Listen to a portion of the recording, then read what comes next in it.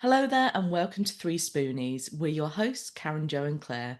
This is episode number 44 and we're discussing visual impairment. Join us as we dive in.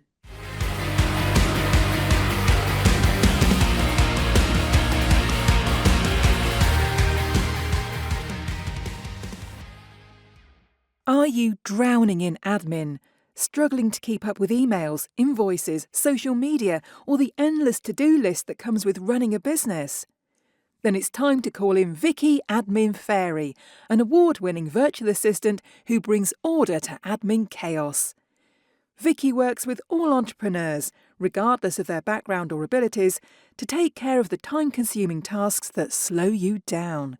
Whether it's managing emails, sorting financial admin, handling social media, chasing late payments, the list is endless. She saves business owners hours every week, reducing stress and ensuring everything runs smoothly. With 25 years of experience, a flexible, client-focused approach, and a reputation for going above and beyond, Vicky adapts to your needs, making your business more efficient so you can focus on what you do best. And the best part? You'll have more free time to grow your business, boost profits, or just enjoy life without admin headaches. Want to free up your time and get your business running more smoothly? Visit www.vickyadminfairy.co.uk or email hello@vickyadminfairy.co.uk to find out how Vicky can help you. Hello, I'm Karen from Pony Pony Pony. And I'm Jo from Bright Cat Business Solutions. And I'm Claire from Blackwell Stationery. And together we are 3Spoonies navigating our way through life and business with not enough spoons. This week we're going to be discussing visual impairment and we are joined by the lovely Amanda Harris. Hello, Amanda. Hello, thank you for having me. Oh, thank you for being here. Would you like to tell our lovely guests a little bit about you in case they've not come across you before? Yes, I also don't have enough spoons. I've been visually impaired since birth, and was told when I was young there were all these things that I couldn't do. But I'm a Yorkshire lass. If you tell me I can't do something, I flipping well do it. So I am a will writer, an author, and a speaker, and I also look after various members of my family. My husband's totally blind and my son has ADHD, so we're a family of differing abilities. That seems a very good introduction there. Thank you very much for that. I'm just going to pass over to Jo for the questions. Whoosh! A whoosh. So thank you for joining us, Amanda. I know we've had some trouble getting one or the other, or all of us to actually be here at this point, but we made it. Go us. Obviously, we've known you for a few years. We wanted to get you on because, A, you wrote an amazing book, which we will talk about. And we know we like to cover different conditions, and we thought you were the perfect person to cover visual impairment because I know you're very open about it, hence the book. Now, you've been blind, visually impaired since birth. Yes. Can you explain to us how you see the world? Right, that's quite a difficult question because most people will do that in comparison to how fully sighted people see the world, and I've never been fully sighted, so I don't really know. So what I usually say is when I go to the opticians, on a good day with my contact lenses in, I can do the third line on the eye chart. On a bad day, I can do the top line, and if I haven't got my lenses in at all, there is no eye chart. So most of what I see are shapes and colours, and my brain fills in the gaps. So, for example, I'm looking at your lovely faces on this screen.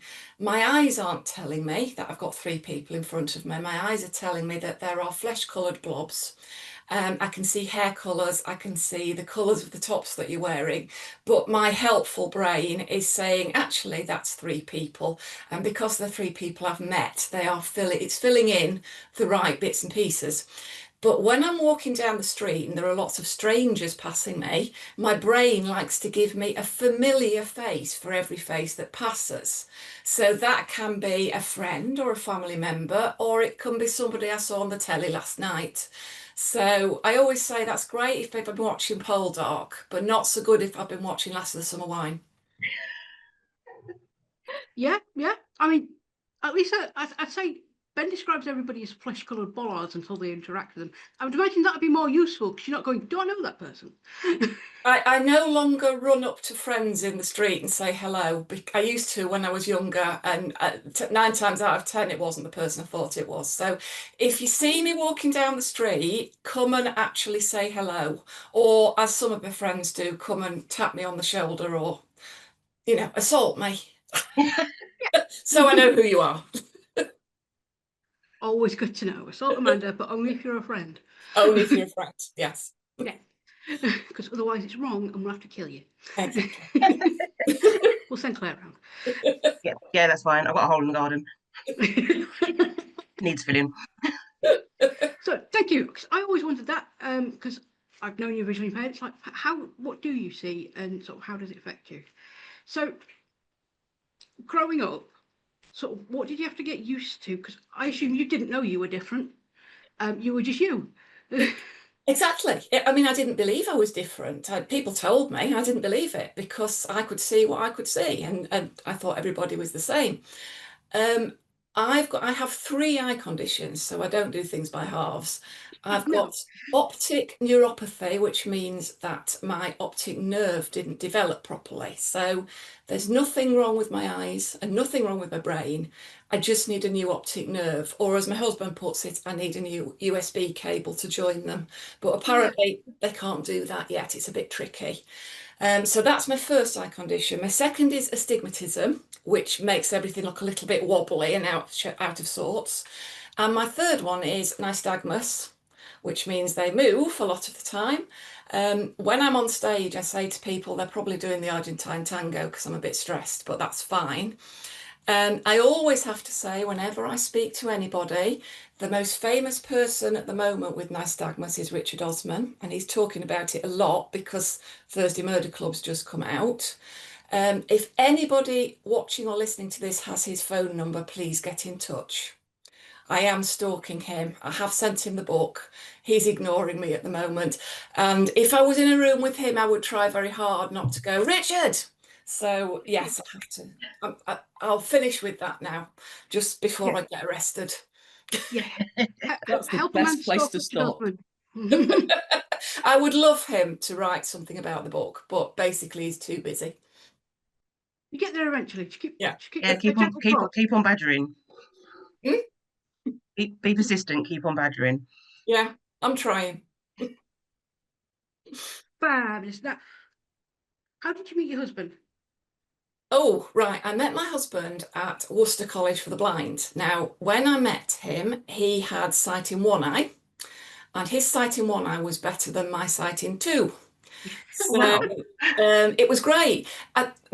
I'm having a bit of a memory fog about this, but one of us could see distance really well, and one of us could see close really well, and I can't remember which way round it was because it was quite a while ago.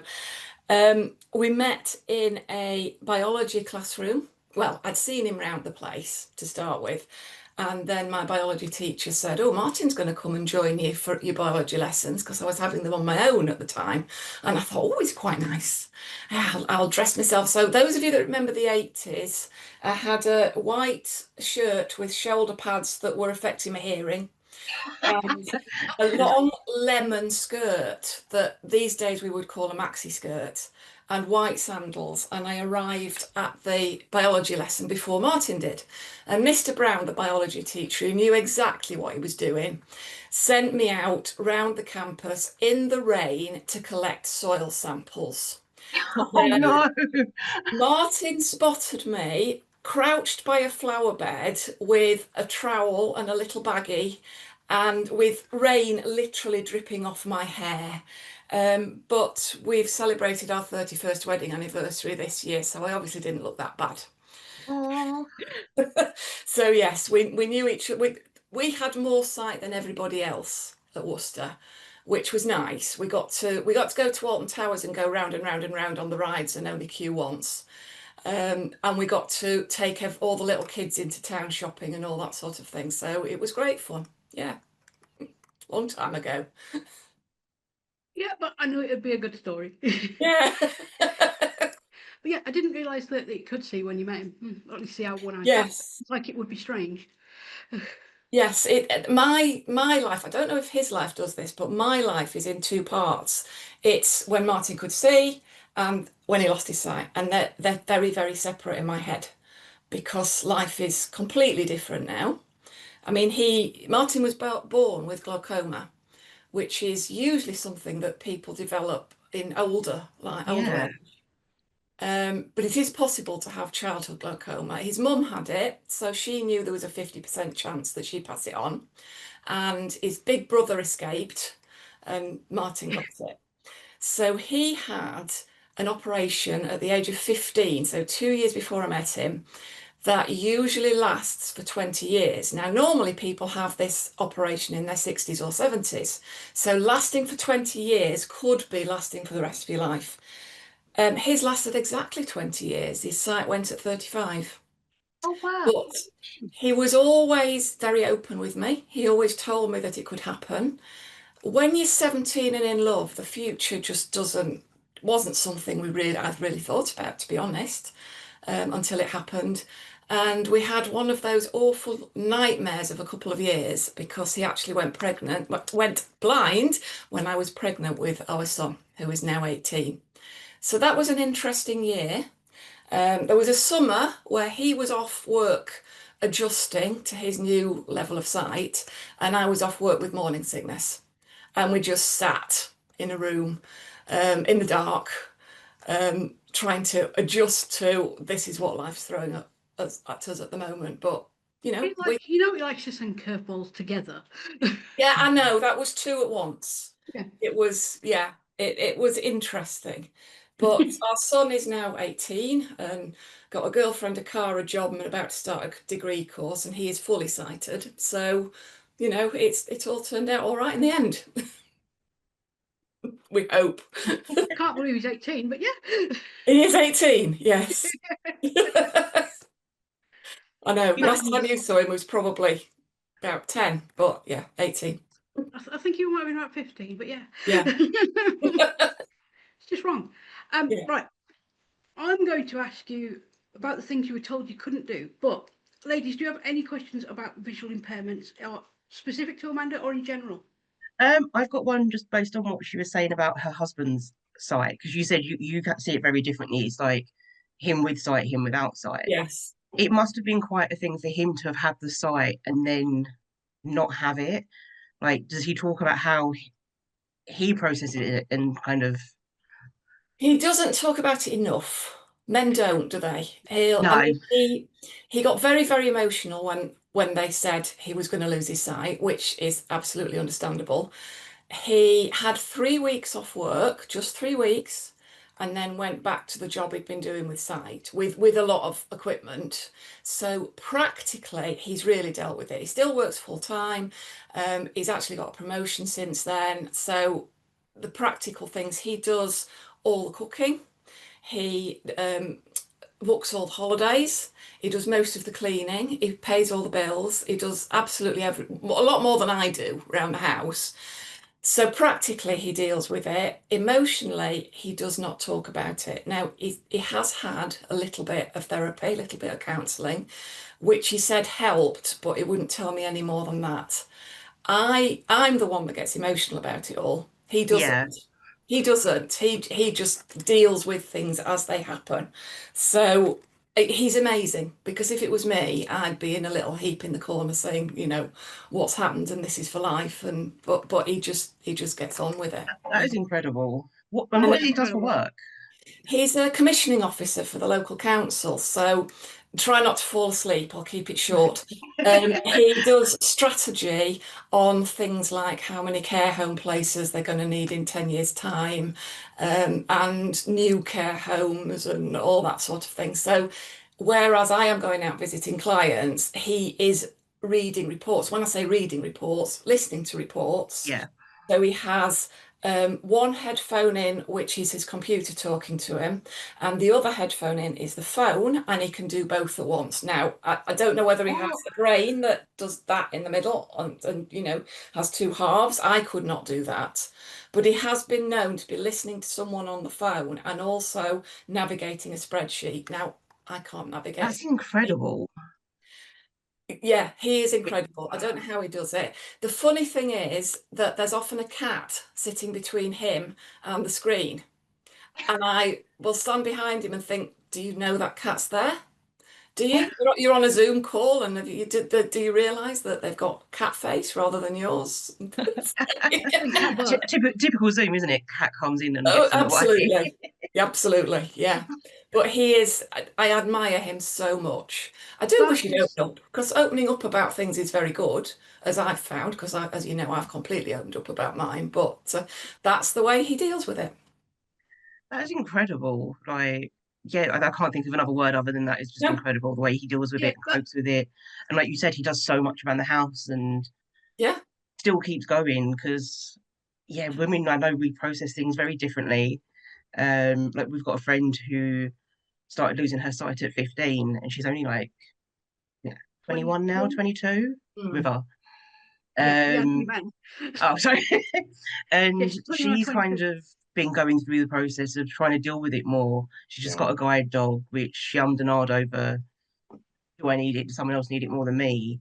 right. Um, but she was like, because she asked my opinion, and I was like, if it's going to benefit your life, it's worth doing it. Do it. Yeah, And she was obviously worried about work and stuff, but they've accommodated her at uni, and she said it's completely changed her life, and she's a lot more open about being blind, whereas before she'd hide it.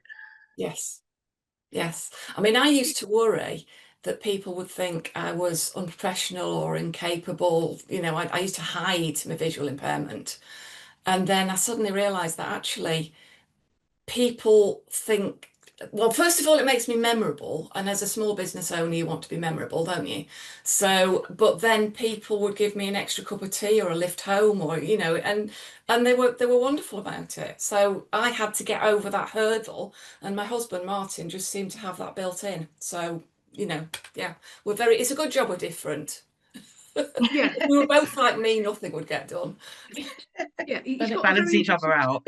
He's got a very impressive skill set. He just needs to learn to talk more. Yes, exactly. but He's a man. also, why isn't that support there? Why isn't there support to help people through the process of maybe coming to terms with things or making adjustments or talking to people and, have it to actually be specialist or someone who's gone through something similar? Because I'd imagine if someone said, "Oh, I know just how you feel," it's like, no, you don't. No, you don't. None of us know how it feels to be I mean, Unless sighted. you've been in through it, you don't know. Yeah.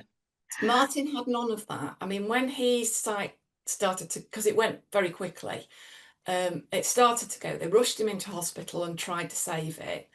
And then they did say to him, this is it, your sight's going to go. I was the one standing at the end of the bed going, what colour top am I wearing? And I remember the day he couldn't tell me.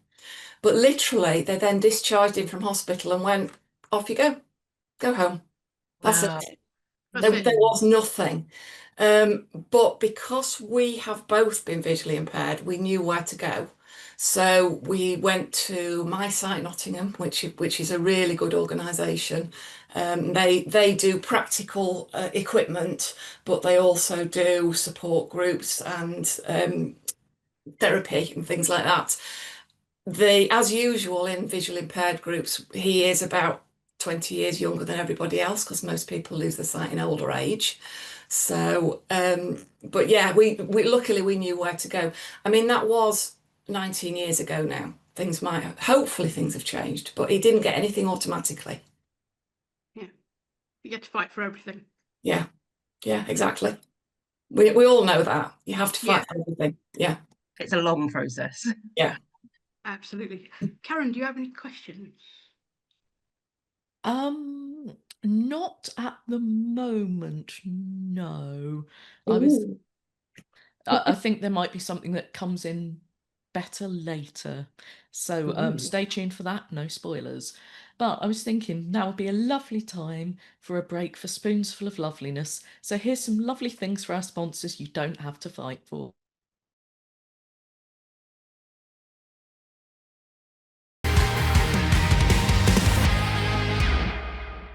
At Whatmore & Co Accounting, we provide accessible first accounting, helping without jargon or judgment. We proudly support SME businesses with a particular focus on those led by neurodivergent, disabled or otherwise marginalised individuals. Our clients trust us to deliver clarity, consistency and compassion in every service, from end-of-year accounts to tax planning and bookkeeping. As one client shared, Lawrence made it painless. They get it. No need to explain.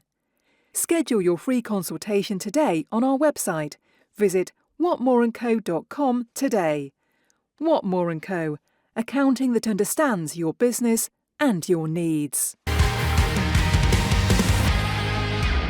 Hi, I'm Liz Drury, a voiceover artist working from a professional home studio for clients around the world. My job is to make your business sound amazing. I can be the educated voice of company videos explaining your products or services, the friendly voice of the company phone system, the knowledgeable voice narrating online training courses, even the trustworthy voice promoting your offers in radio or podcast adverts, which is exactly what I'll be doing in forthcoming 3Spoonies episodes. Find out more about me on my website, lizdrury.co.uk. And welcome back after our lovely spoonful of loveliness.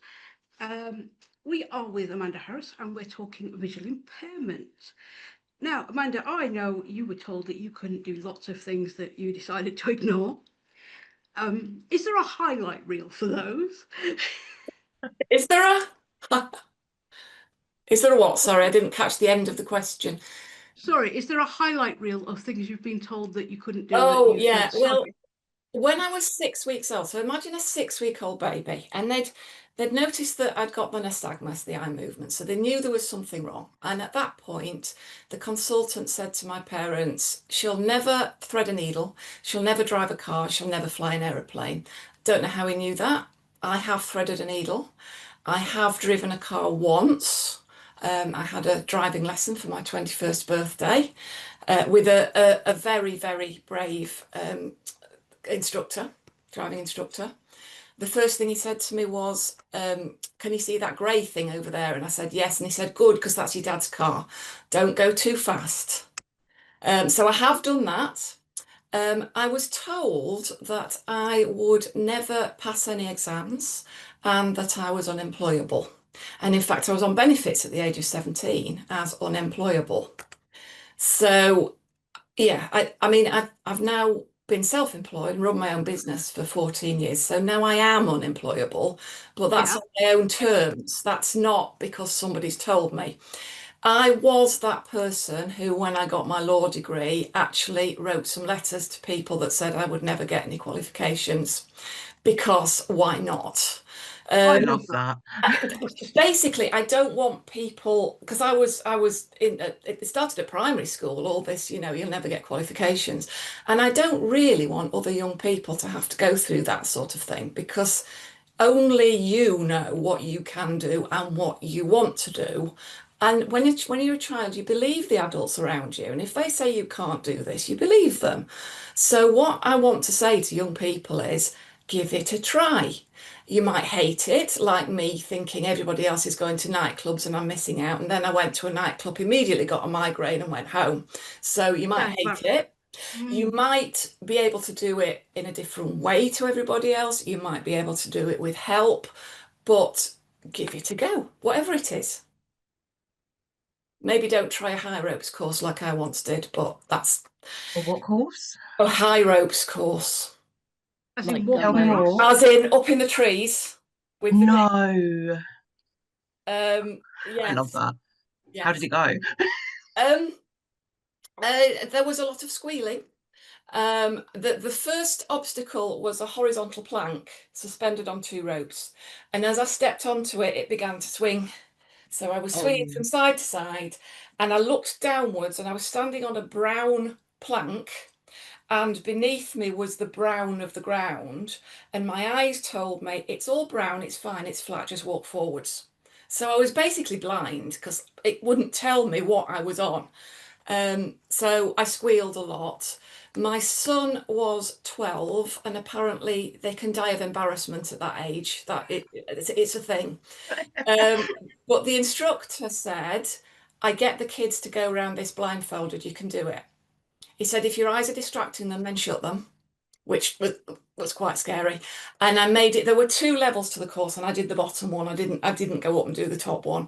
Yeah. But I squealed all the way around. And But because you've we done were, it. I did it. I didn't enjoy it. I wouldn't do it again. But as I You don't came down need the to. You've ladder, done it. I did it, I know. And yeah, Matthew, I think my son Matthew had disappeared by then. He'd gone back to his dad and gone, I don't want to be part of what Mum was trying to do. But I came down the ladder at the end and somebody in the crowd handed me a gin and tonic. It was 11 in the morning, but it was an all-inclusive hotel, so it's fine. You It's earned it though. allowed. I'd have taken the gin and tonic, definitely. I'd probably had one before. My husband Martin once asked his eye consultant for a grant to do some research into whether he could see better after a few drinks because he genuinely believed it. Oh, The answer was no, but yeah. yeah, I know a lot of people who think they're a better driver when they've had a few, and it's like, no. Yeah, so I mean, if I had full sight, I wouldn't have tried a lot of things because people wouldn't have said, no, you can't do that. And the minute somebody says, no, you can't do that, I go, I'm going to give that a try, basically.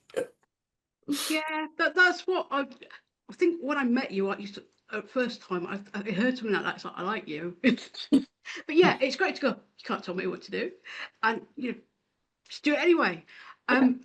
I mean, your book is called She Will Never, so I assume it's a lot of stories like that. It is, it is. So the book is my autobiography, and it's also out as an audio book because I Wait. turned up at some book signings and there were visually impaired people there who just went, print. In fact, one person came up to me and went, can you read your own book, Amanda? And I went, no.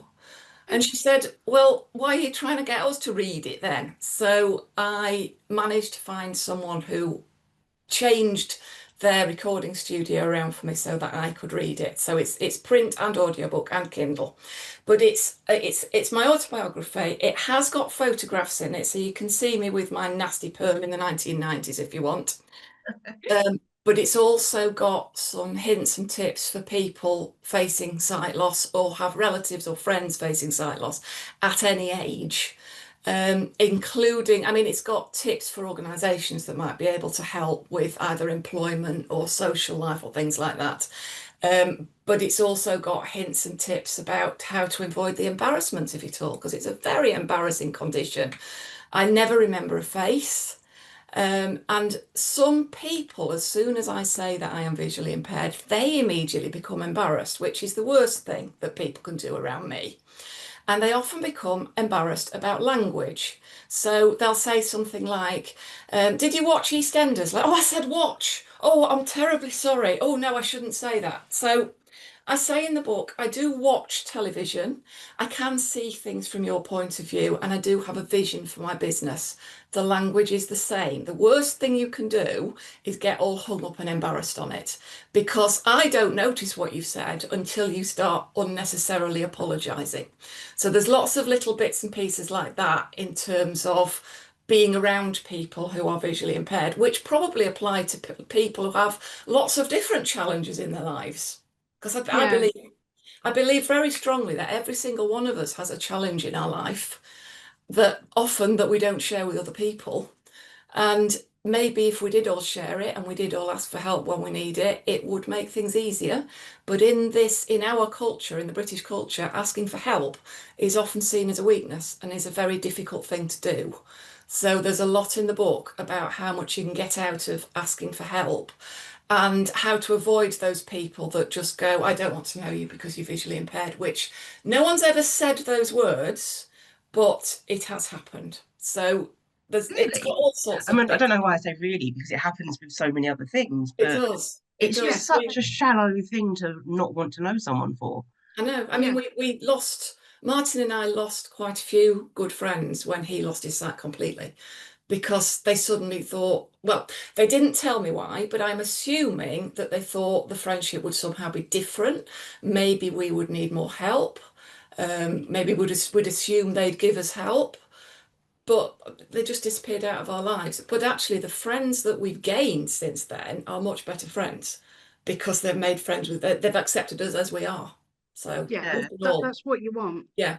And on the topic of knowing when and how to ask for help, it's actually our next main topic. So, and when we will be discussing the issue of being too British. I mean, we have kind of touched on it before, isn't it? It's that kind of like Yeah, stiff upper lip. You just suck it up and deal with it, and you don't ask for help and you suffer. It is seen as a weakness, and it's not, it it's is. actually a strength because I have to ask for help with something most days. And I used to find it really, really difficult to do. But I turned it on its head and I thought, actually, if somebody asked me for help, how would I feel? I'd feel quite good. I like helping people. If somebody comes up to me in the supermarket and says, can you pass me that tin from the top shelf because I can't reach it? I have to say, point out exactly which tin because I can't read it. But actually, I feel quite nice that I can actually help them. So it turns it on its head. Yeah, Yeah. that's a good way of looking at it. And we all do. We're really bad at asking for help because we're bothering someone, but you're not. No. No. Most people love to help people, and those of us who have a difference, a disability, don't get asked to help other people. And I love it when people ask me to help. Sometimes I can't, and sometimes I have to do it in a very strange way. But yeah, I like it when people ask me to help. Yeah, because it's nice to know that someone else sees you as a capable person. Yes, exactly. Yeah. It's also, I've never minded something like that. It's when I worked in a supermarket, there was someone who'd come in most days and she'd say she'd forgotten her glasses, but she actually couldn't read. So Right. she'd go, "Oh, what does that tin say?" Or someone would ask, "Oh, can you reach that?" And I'm not the tallest of people, but if I'm taller than someone else, it's like, "Yeah, I can reach that. Check me." It Yes. Yeah. It's a strange one. Yeah. is. So I had a question. It has run away. Do either of you two have a question? While I try and find that one again. Yeah. Do you have any sort of gadgets or gizmos or anything you found Plenty. really handy that you could recommend? Yes, I have. I ought to have got this with me actually. I have a wonderful video magnifier, which is made by a company called Ruby. So, of course, she's called Ruby, as in, have you got Ruby in your bag? People think we've got a dog called Ruby. No, it's this video magnifier, which is amazing because it's about the size of, I would say, two smartphones. And if I'm saying it now, I usually say she. She's about the size of two smartphones, and she's particularly good at restaurant menus because you can change the colour and the size on the screen. So some people who have a visual impairment prefer certain combinations of colour. Personally, mine is black and white, but a lot of people have different colours. It also works well for people with dyslexia who often like different coloured things. So that is absolutely amazing. That's for me with my sight. For Martin, his iPhone is his constant companion because it talks to him all the time. It will read barcodes on tins, so he no longer has to guess what he's cooking, which is quite good for all of us. It'll tell him what banknote is which, and it'll do colours. So when he's putting a tie on to go to work, it'll tell him what colour tie it is. It comes out with some strange colours. I think we've had something like buttermilk yeah, some really weird ones, but it does. And everything talks in our house. So we've got talking thermometer, we've got talking bathroom scales. So I have to weigh myself when everybody's out of the house I didn't because know that was a otherwise thing. That is incredible. everybody will know. And we have a lady that comes and cleans for us. And the first time she came, she kicked them. And if you kick them, they say hello. And I think she nearly left at that point. That's Yeah, so amazing. there's lots. I mean, if you're going to be visually impaired, now is the time to do it in terms of technology, because most smartphones have got the technology, and it's just picking and choosing. But as I say, for me, it's the video magnifier that does it because my reading sight is appalling, and I like eating out. So there we go. I think Lisa said that a few weeks back, that often menus are the worst things to read, like they have terrible fonts or terrible contrast, and it's like, They do. And they like to Yeah. do it in fancy script as well, or really tiny. And often it's words that you don't know because it can be words in different languages. And I have to read for Martin. So I have to be able to read it properly. I can't just go, oh, that looks as if it's soup, move on. No, I've got to read it properly. Yeah. yeah, Yeah, there's definitely there's good some stuff around. there's some good gadgets. So I got distracted by that and lost my question If again. we were all in the same room, or if those of you that have been to networking meetings with me, I might have done this, but I have a little gadget that I often pass around a room, and I say, my husband uses this several times a day, and people pass it round, and I say, what do you think it is? What do you think it is? And when they've been passing it for a bit, I say, somebody lick your finger and just touch your wet finger to that, and it then Oh, is it the vibrates. tea thingy? Yeah, and it then vibrates. So we have great fun about my husband uses it several times a day and it vibrates. And it's a liquid level indicator. So you clip it to the top of your glass or your cup to fill it. And when the liquid touches the sensors, it vibrates so that you don't have to dip your finger in a hot cup of tea. But I've had a bit of hilarity with that over the years in various networking groups. Doesn't work on a podcast, but That is Ah, brilliant, though. but does that mean Martin has to forego tea while you're going to networking meetings? Um, there was an occasion where he didn't know I'd taken it. So, well, no, I just got home and he went, I've had to burn my finger for you. Oh, yeah, okay. Oh, that's love. Exactly. I like that. Okay. Um, Go on then. yeah, no, mine was because obviously it goes back to him. We've talked a bit about him doing the cooking and stuff, and like he can read barcodes to know what he's cooking. When he was first lost his sight, obviously before that, was there anything that he cooked that was a bit of a disastrous meal or interesting meal? Yes. Well, he's always been a good cook, which is why he's still a good cook, because he was a good cook with sight. But the biggest disaster he ever did was he once cooked a lasagna from scratch and forgot to put the oxo in. Now, a lasagna with no OXO flavouring, or other brands are available, I suppose, it was awful. It was dry and it was bland, and neither of us could work out what he'd left out. But one of the ways we worked it out is even when he had sight, he used to occasionally get a tiny bit of the foil actually in the lasagna from the OXO cube. And neither of us got a bit of foil. So I went, well, I've not had my foil, so you've obviously forgotten to put the OXO in. So yeah. But he's good at cooking steak, so he turns steak over in the pan with his fingers. I don't do that, and he's got no sight, and that's the reason that he's not really been able to learn to read Braille, because he's lost quite a lot of the feeling on his finger ends from doing it. Ah, You've got to have really, really good feeling on your finger ends. So he knows what's called grade one Braille, which means he can still beat me at cards, but he couldn't read a book in Braille. So audiobooks are the thing. that's interesting. I never knew there was different stages of like Braille either. That's No, I didn't know that. something we've learned Yeah. so much today already. Well, grade one Braille is one letter at a time. Grade two Braille, they have what they call contractions. So for very common words, there'll just be one symbol rather than however Mm. many letters are in the word. So yeah, it's a bit like Ah. British So is it Sign like a? Language. I was Mm. about to say, is it like a shorthand for like It sign is. language It's kind of it's a bit thing? like But British Sign Language because they have an alphabet, but then they also have signs for words. Braille's the same. Yeah. yeah, no, because that when my son's autistic, so when he was at school, it's like he learnt sign language and it was a lot of Makaton and stuff. So I learnt bits of it, and then I kind of started to learn stuff, and it was like look, the fact that a whole word was different to how. And I was just like, that's confusing because you in your brain you're thinking, well, surely you'd have to spell it all out, and it's like, no, you just have a different sign for the word. Yeah. Yeah. Makes it so much quicker. Yes. I'd Yes. imagine Braille's possibly a bit less politically incorrect, though. At Yes. times, there's some of the signs that, That are very For now British. it is anyway. Speaking of things that you have done that people didn't think you could, is there anything you still want to do? Oh, well, I want to have another driving lesson. My son can drive now, and he won't take me out in his car on the. I'm not. I wouldn't be allowed on a public road anyway, No. but he won't do it. Um, oh, that's quite a difficult one, actually.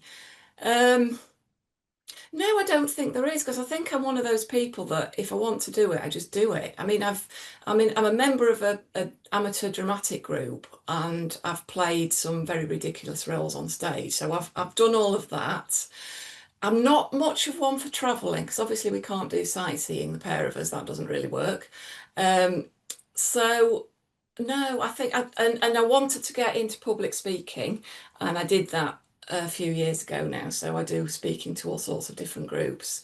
So I don't think there is. I mean, there are things I'd love to be able to drive full stop, but that's never going to happen. So I'm not allowed, apparently. That's Oh, you never know, because like automatic, like fully automatic cars where you can just sit there and they drive you somewhere could no, be a thing. no, because you will need a full driving license, apparently.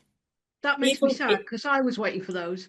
But then yes, it's if the car does everything and it's, and I know I'm talking something that's probably years away, maybe, but it's like you see it in films and they're fully automated. You don't even have to pay attention to the road.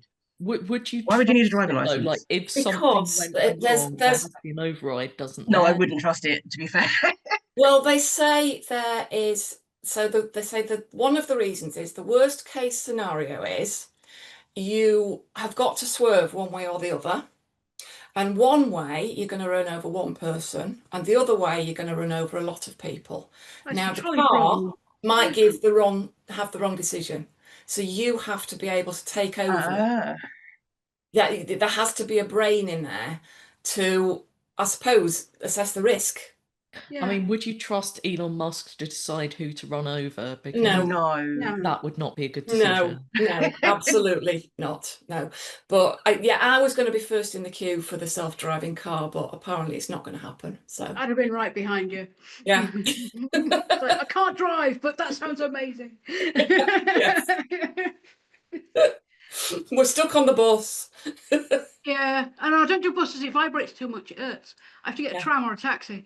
yeah. Well, my son is now driving. Matthew's now driving. So, and he has a You now car. a chauffeur. We have a car in the drive. So yes, it's great. So technically, my husband Martin owns the car. So he may be the only blind person in the country that actually owns a car. But yeah, we can just go, and we're paying for the petrol at the moment, so we can't really say no to driving us around. Oh, fair. I bet that was interesting when you bought it, having it in his name.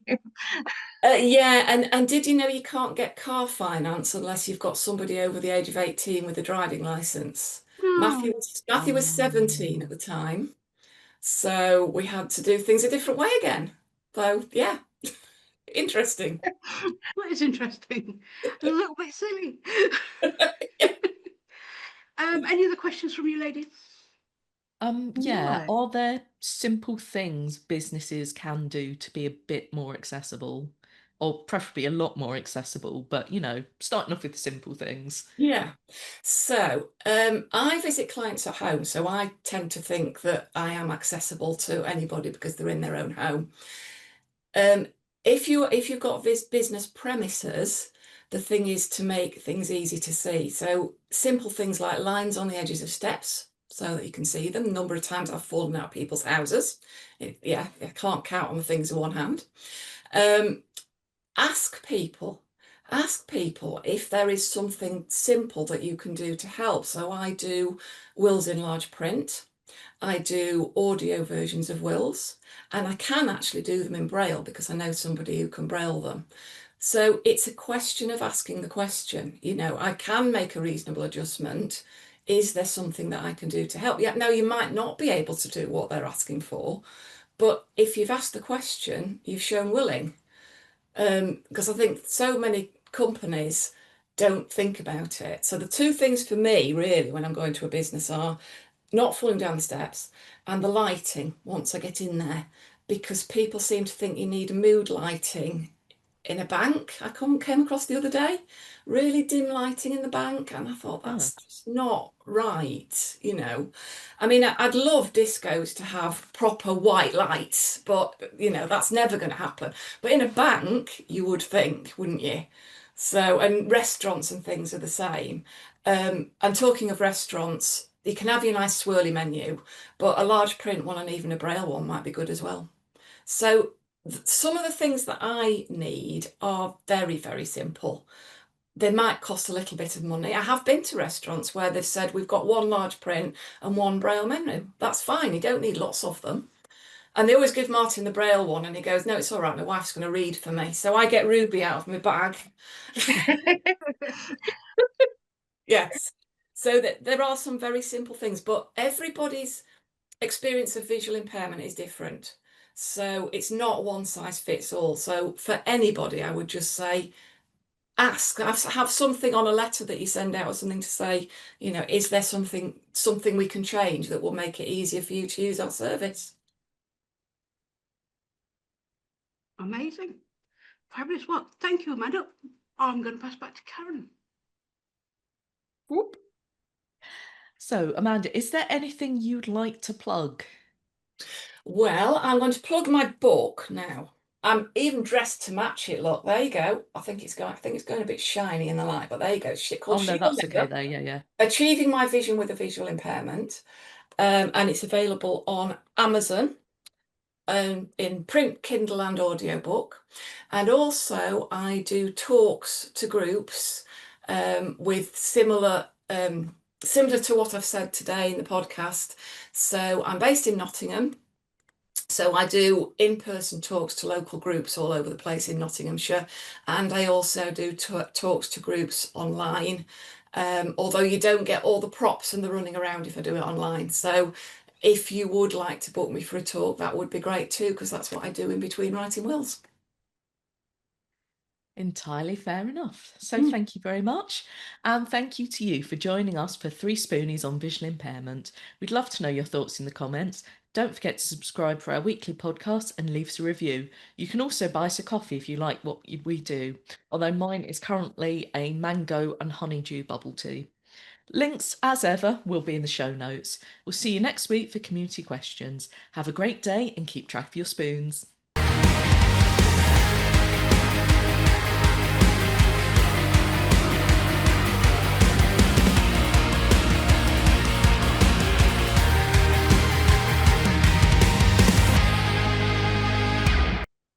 Dance, dance, dance, dance, dance. We're doing dances, dancey, dancey, dance. Be grateful you can't see this if you can't, because we look very daft. La la la.